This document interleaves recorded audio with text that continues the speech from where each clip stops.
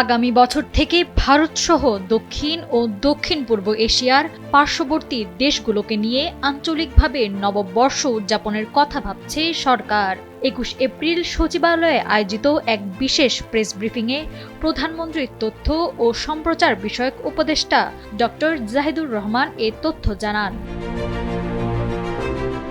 এই বিষয়ে উপদেষ্টা বলেন, আমরা অনেকেই হয়তো জানি ১৪ এপ্রিল শুধু আমাদের নববর্ষ নয়, পার্শ্ববর্তী ও নিকটবর্তী আরও কয়েকটি দেশেও প্রায় একই সময় এবং একই আঙ্গিকে নববর্ষ উদযাপিত হয়, যাদের মধ্যে রয়েছে মিয়ানমার, কম্বোডিয়া, ভিয়েতনাম এবং ভারতের পশ্চিমবঙ্গ, ত্রিপুরা সহ বেশ কিছু অংশ।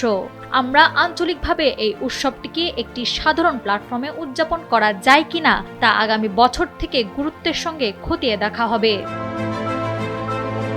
উপদেষ্টা জাহিদুর রহমান জানান, এই উদ্যোগের মূল লক্ষ্য হলো একটি শক্তিশালী সাংস্কৃতিক কূটনীতি গড়ে তোলা। পরিকল্পনা হলো দেশগুলোর মধ্যে সাংস্কৃতিক প্রতিনিধি ও শিল্পী গোষ্ঠী আদান প্রদান করা। এবং তিনি আরও জানান, প্রধানমন্ত্রী তারেক রহমান নববর্ষ উৎসবকে বিশেষ গুরুত্ব দিচ্ছেন, কারণ এটি অসাম্প্রদায়িক চেতনাকে ধারণ করে এবং বিভিন্ন জাতিগোষ্ঠীকে একত্র করে বাংলাদেশের জাতীয়তাবোধকে আরও দৃঢ় করতে সহায়ক হবে। নাওয়ার সালসাবিল দুরদানা, সময়ের আলো।